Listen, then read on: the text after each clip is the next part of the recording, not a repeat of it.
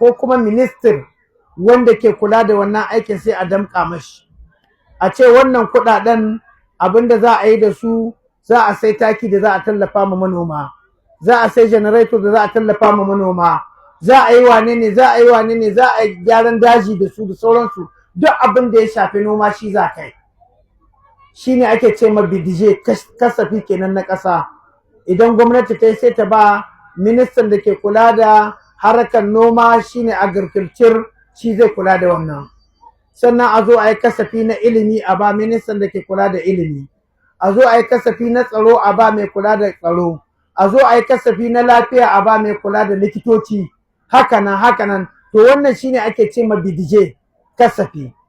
To wannan da kaga gwamnoni na ƙasa suna yi ba wai sun ƙirƙiro shi bane da fasahar su, sun kwaikwayi abin da Allah ta'ala na ke yi suke yi. Dama ita rayuwar duniya fassar rayuwar lahira ne take yi. Yadda kaga abubuwa suna faruwa a nan kamar fassara ne na rayuwa a ta lahira. To Allah ta'ala a daren Lailatul Qadr shi yake nashi bidije. Daren Lailatul Qadr za a rubuta a ce wane dan wane bana zai kai Makka. An rubuta sai ya tai. Kuma in ya dawo daga Makka kwana kaza zai ya mutu. Wannan kuma ta tabbata duk bidijen da za a yi mai ne. Sannan kuma za a bungulo mai da wasu kuɗaɗe da ya daɗe yana nema bai samu kuɗi ba, ya kasa sayan ko keken hawa balle mota. To za a bungulo mai kuɗaɗe, ya kusa ɓangarewa cikin kabari amma za a malalo mai ta malalo. Sai ka ga tsoho ba ya jin daɗin matan na wani nama amma ga kuɗaɗe an bungulo mai.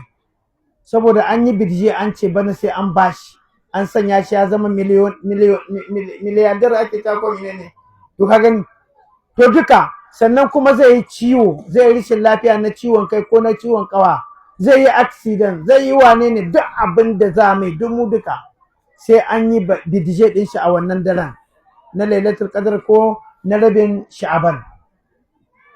To wannan shine a cikin wannan daren Allah ke wannan bidije nashi. To a zamanin da can baya uwayenmu da kakanninmu malamai suna ba da addu'o'i da ake yi. Misali sanda Allah ya zo zai yi bidije ɗin nan, an yi da cewa kai ga wata musiba da za ta sabkan ma a wannan shekarar. Musiban nan ta kai girman tan 100 zai sabkan ma na musiba.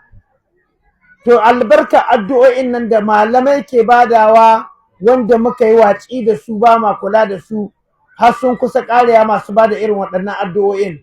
To idan kai addu'a daga cikin addu'o'in nan da ake badawa za ta kare sabkar irin wannan musibar ga kanka. Kamar musibar da aka rubuto za ta sabkar ma ta wajen ton 100, sai ka ga an lailaye ta an maida ta kamar kaɗa. Wagga kaɗa wadda aka gyara ta aka cire ɗan ƙwayoyin da aka ɗebo kaɗan wadda daidai a sanya ma ga wani ciwo naka da yake jini ya kare ka.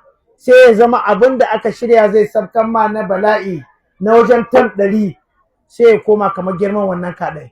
To don Allah don wannan girman kaɗai ya diraga jikinka wani abu ne. Ai kaga albarka addu'a ta yi amfani.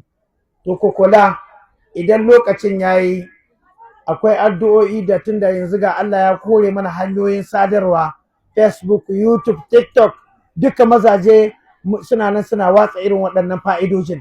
Wallahi mutum ya zanki ɗauka yana karantawa don kare kanshi. Ba ka zo kai ta tara abin duniya ba baka kuma